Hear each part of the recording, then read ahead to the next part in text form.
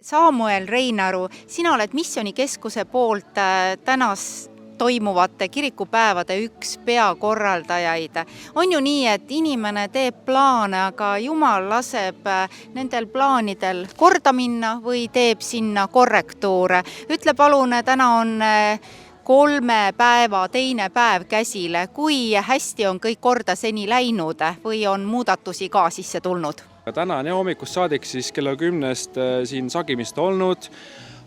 Vaatasin hommikul ka ilmaennustust, muidugi enne seda üritust sai siin tiimiga palvetatud ja ka lastega palvetasime autos, et Jumal, palun tee nii, et lükka need pilved minema siit ja too tuult ja näed, mis meil praegu siin on. Tuul ulub, pilved siin lähevad, sinine taevas, päikest on olnud meil siin väga mõnusalt, maa ei ole märg. Batuut on kogu aeg väga populaarne koht, kus lapsed on. Siin telgis oli meil igast laste laulaja programmi ja praegu laikred laulavad ja kuulete taustal. Kirik on inimesi täis.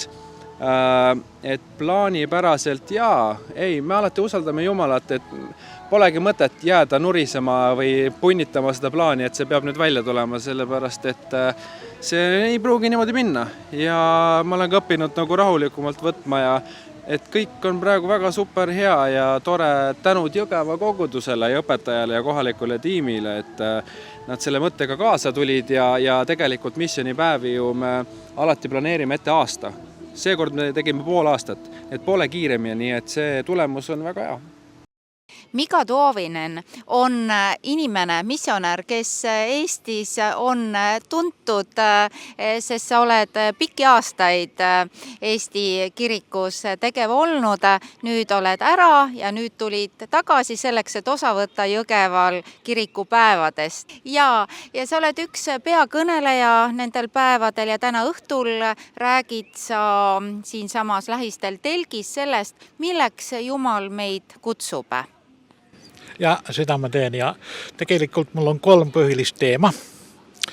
Esiteks, et Jumal kutsub meid selleks, et me elame ühenduses temaga. Ehk Jumal kutsub meid pääsemisele kristlaseks ja see on see esimene minu sõnum. Teiseks on see, et Jumal kutsub meid sellise uude inimlikkusele, kuidas sa eesti keeles seda nüüd ütledki, et kui me oleme Kristuses, me oleme uus loomus ja küsimus ei ole ainult selles, et usk on midagi, mida me teame oma peast või traditsioone, vaid see on suhe Jumalaga, mis muudab meid rohkem Kristuse sarnaseks. Ja kolmandaks, milleks Jumal kutsub meid, on see, et ta kutsub meid teenima teda, teenima kogudust oma kutsumustega, oma armuandidega ja need ongi need 3 põhilist kutsumust, milleks ma täna kõnelen. Ja need on ka minu elus kõige tähtsamad kutsumused. Esimene on see, et tahan rääkida Kristusest, tahan julgustada kristlasi, eriti selliseid, kes kogevad, et ma olen liiga nõrk, ma olen liiga pattune, öelda neile, et vaadake Kristust ja tema armastust. Ja kolmandaks tahan julgustada kristlasi, et nüüd teeme ära selle töö, mille Kristus on meile andnud. Lea Saar, sina olid täna siin Jõgeval toimuvatel kirikupäevadel rääkimas väga olulistel teemadel, aga ma saan aru, et nendel olulistel teemadel kõnelemiseks on sul head abilised või abimaterjal kaasas. Palun räägi meile natukene, millest sa rääkisid? Jaa, meil on kiriku perenõustamisel väga hea abimees. See on Soome kiriku perenõustajate poolt välja töötatud suhte ehituskivide programm. Ja see koolitusprogramm on mõeldud siis erinevatele sihtrühmadele. Täna ma rääkisin rohkem paarisuhte ja vanemluse programmist, sest seda programmi me soovime siin Jõgeval, kus me täna oleme, sügisest ellu hakata viima. Aga kuna siin laual on ikka need toredad puust tehtud ehituskivid, siis äkki 3 sõna selle kohta? See programm võtab võtab seda suhet, olgu ta siis paarisuhe või vanemlus või need teised suhted majana, et see on nagu suhtemaja ja nagu igal majal peab olema vundament nii on ka siin sellel majal vundament ehk pühendumine. Selle pühendumuse peale nad hakkavad seda suhet ehitama. Ja selle suhte juurde kuuluvad siis erinevad ehituskivid. On tunded, on ehk emotsioonid, on konfliktid, on see läheduskomponent ehk intiimsus ja seksuaalsus. Järgmine korrus, mis siin on, et sinine on sõnad ja roheline on teod. Ja me teame ju kõik, et need peavad olema tasakaalus, et kui sõnad ja teod on tasakaalus, siis me saame usaldada neid inimesi, kellega me ühe katuse all elame või kelle eest me peame hoolitsema. Ja järgmine see lilla suur pikk siin ongi usaldus ja andestus. Ja sellises peres, kus usaldus on, sõnad, teod on tasakaalus, suudetakse konflikte lahendada heade sõnadega, mitte karistusega.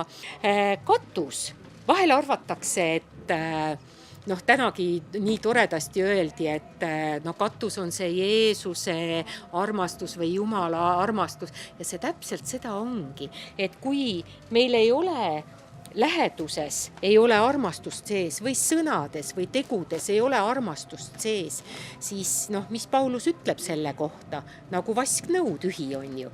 Ja armastus peab olema see, mis katab kinni seda suhet, mis elab selle sees ja kuna need klotsid on nagu puust tehtud ja kõik muu on värviline, aga see on naturaalne ja see puusäsi on nähtav kõikides nendes klotsides, siis peab nendes kõikides muudes komponentides olema armastus sees.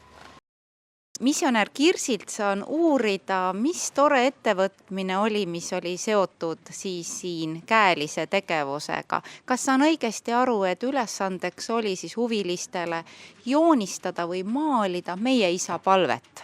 Jah, see oli niimoodi, et mõtlesime, et kui seal on see meie isa palvenäitus ja seepärast me toome siia need pildid, mis inimesed on maalinud ja seal oli niimoodi, et inimesed sai palvetada ja mõtleda meie isa palvet, et mis on see sõna või lause, mis neid puudutab eriti ja millised see võiks näita ja millised värvid. Need 10 pilti näitavad, et pildid on üsna erinevad oma sisult. Et kas sellest võibki siis välja lugeda, et ka lähenemine meie isa palvele on igal inimesel natukene omamoodi, natukene teistmoodi? Ma arvan, et see on nii ja oma ise kohal ka, et erinevatel päivatel see võib olla kui ma homme joonistan või maalin, sealt hakkab mingi teine sõna. Igal juhul see on väga huvitav idee ja võib-olla siis ka teistele selline üleskutse, et võtke ja joonistage meie isa palvet.